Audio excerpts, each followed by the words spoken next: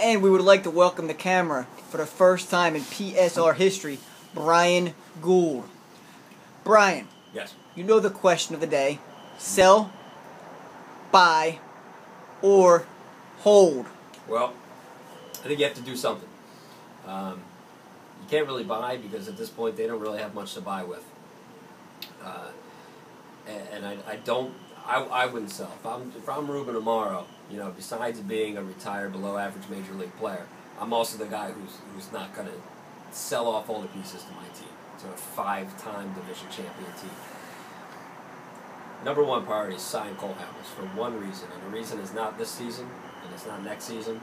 It's he's going to be one of the best pitchers in baseball, if not the best pitcher in baseball, over the length of the contract, 5 or 6 years.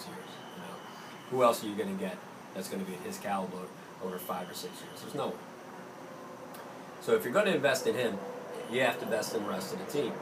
And the mistake they've made over the past, and are currently in, and are set to be in the future, is the same of the Philadelphia 76ers. They've got everybody in their lineup just about plays the same type of game. Nobody fills a role.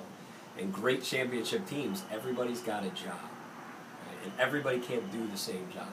If Ryan Howard strikes out 200 times a year, that's okay, because he's also bashing 1 billion home runs and knocking in runs every night. But everybody can't do that job. Everybody can't be the feast or famine guy. You've got Carlos Ruiz, who's hitting for average and getting on base. He's also their cleanup hitter. He's also producing the runs. Hunter Pence is producing some runs. Even Juan Pierre, well, I love Juan Pierre, and he's hitting well over 300. Doesn't walk often. So if he's not getting a hit, he's not on base that often. And they just don't have guys like Dykstra, Kruk, Hollins, Dalton. The second half of the year, Kevin Stocker hit 320, was on base 40% of the time. And a bench player who came up from Scranton Wilkes-Barre to fill in the outfield and come off the bench in 1993. Phil, do you know who that guy was? He had a 400 on-base percentage.